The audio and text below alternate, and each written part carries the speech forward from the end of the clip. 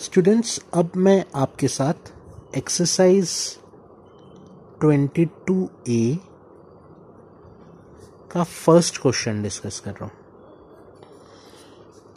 Exercise 22A page number 336 का first question discuss कर रहा हूँ। तो पहले क्वेश्चन आपके सामने दिखा देता हूँ क्या है क्वेश्चन, फिर डिस्कस करता हूँ। क्वेश्चन है the height of a tree is √3 times the length of its shadow। अच्छा, इसका मतलब है कि एक ट्री की हाइट उसके शैडो की हाइट के √3 टाइम्स है। टाइम्स मतलब मल्टीप्लाई, टाइम्स मतलब मल्टीप्लाई। मतलब मैं फिर से मेरी बात कह रहा हूं, एक ट्री है जिसकी हाइट उसकी शैडो की हाइट के √3 टाइम्स है। तो बोल रहा है find the angle of elevation of the sun. अब देखो यहां पे ये एक वर्ड आ गया, एलिवेशन, मतलब कोई कुछ देख रहा है। जब भी आपको क्वेश्चन में एलिवेशन या डिप्रेशन वर्ड दिखाई देने लगे, मतलब आपके कान खड़े हो जाने चाहिए कि क्वेश्चन में देखने दिखाने से रिलेटेड बातें होने लगी हैं। ये वर्ड एलिवेशन और डिप्रेशन की वर्ड्स हैं किसी क्वेश्चन के। ये हमें बताते हैं अच्छा मतलब ये क्वेश्चन में कहीं कुछ देखा जा रहा है। और क्वेश्चन में अभी ये कह रहा है कि एक ट्री है जिसकी हाइट उसके शैडो की हाइट के √3 टाइम्स है। ठीक है, तो इस क्वेश्चन को पहले मैं ड्रॉ करता हूं अपनी कॉपी में और फिर आपको समझाता हूं। तो सबसे पहले मैंने एक ट्री बनाया। ट्री की शैडो कब बनेगी? जब उस पे सन की रेज आके गिरेंगी।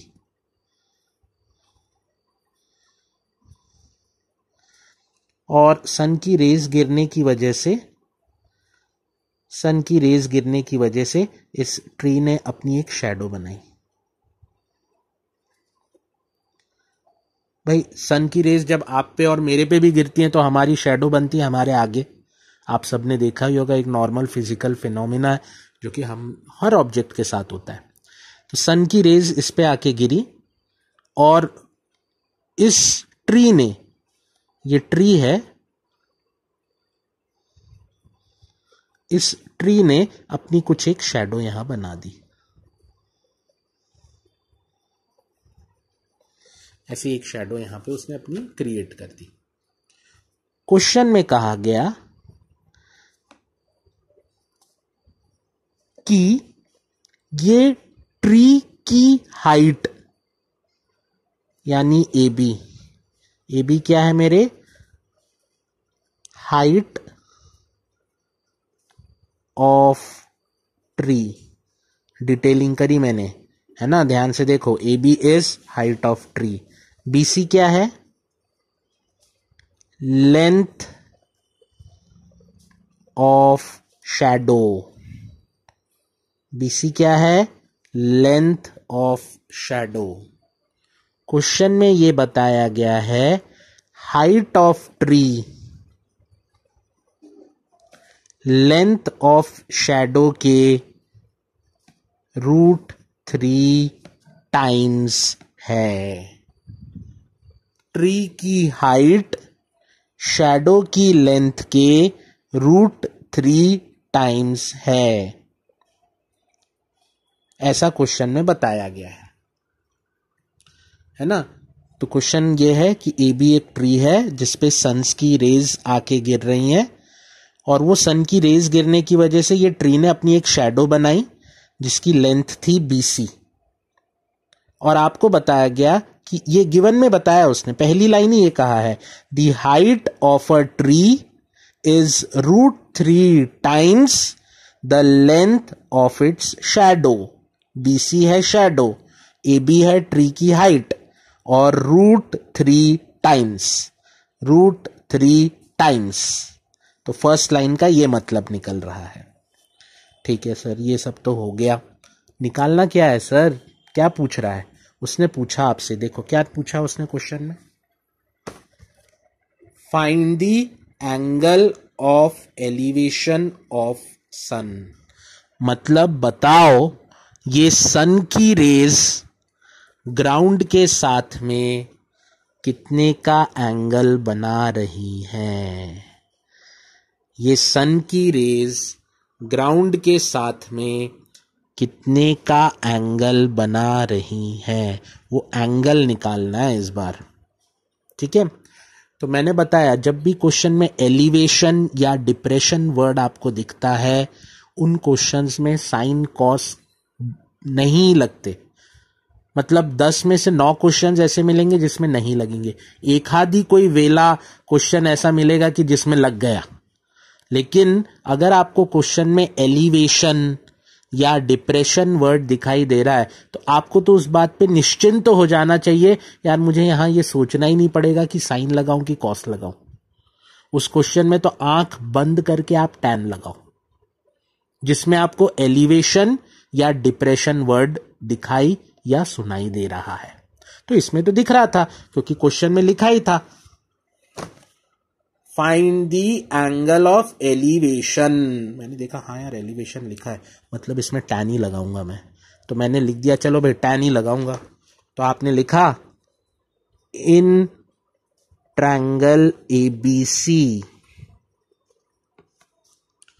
और आपने बोला यार लगाना तो टैन ही है, कोई दिमाग लगाने वाली बात ही नहीं है। मैंने जल्दी से लिखा tan theta is equal to,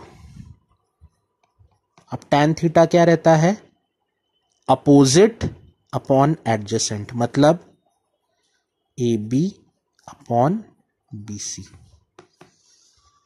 लिख दिया tan थीटा की वैल्यू AB अपॉन BC। ठीक है यार लिख दिया, लेकिन सर एंगल अभी निकालना है, एंगल तो निकला नहीं है अभी। निकालता हूं एंगल, ध्यान से देखना कैसे निकाल रहा हूं। फिर मैंने लिखा tan थीटा, AB काय के बराबर था, √3 टाइम्स BC। तो क्या AB को यहां से रब करके पील ऑफ करके √3 टाइम्स BC लिख सकता था अपॉन BC। ये BC को कैंसिल कर देते, tan थीटा की वैल्यू आ जाती √3। अब आप ये सोचो tan में √3 कब आता है, याद करो स्टैंडर्ड टेबल ट्रिग्नोमेट्री का। tan में √3 कब आता है, जब थीटा की वैल्यू 60 डिग्री रहती है। वो टेबल याद होना चाहिए, 0, 30, 45, 60, 90। 9th क्लास में स्टैंडर्ड एंगल्स करके एक टेबल था। वो टेबल अभी आपको जितने भी वर्ड प्रॉब्लम मिलेंगे मैं आपको सब स्टैंडर्ड एंगल ही देने वाला हूं, तो आपको वो टेबल याद होना चाहिए, वो तो याद ही होना चाहिए, उसमें कोई वो है ही नहीं, तो प्लीज उसको ध्यान रखिएगा। तो tan में √3 कब आता है, 60 डिग्री पे, मतलब थीटा का आंसर कितना आ गया, 60 डिग्री। मतलब ये सन रेज ग्राउंड के साथ में कितने का एंगल बना रही हैं, 60 डिग्री का। आया कि नहीं आया ये क्वेश्चन समझ में? अच्छा क्वेश्चन है, ये भी आ सकता है पेपर में, बहुत बेसिक है, छोटा सा है, लेकिन अच्छा है, कंसेप्ट को एनरिच करता है। क्योंकि पहली बार ऐसा क्वेश्चन देखा जिसमें एलिवेशन वर्ड आया था, और मैंने आपको बताया एलिवेशन या डिप्रेशन वर्ड आ रहा है तो उस राइट एंगल ट्रायंगल में टैन ही अप्लाई करना, साइन और कॉस नहीं होते ज्यादातर तो क्या मैंने बताया ना, 10 क्वेश्चन आएंगे तो 9 तो टैन से ही हो जाएंगे। एक आधी कोई आया तो आया कि जिसमें साइन और कॉस लगाना पड़ रहा है, वो टिपिकली रहेगा क्वेश्चन थोड़ा। ठीक है, सो आई होप ये आपको समझ में आया। Exercise 22A question number 1 page number 336।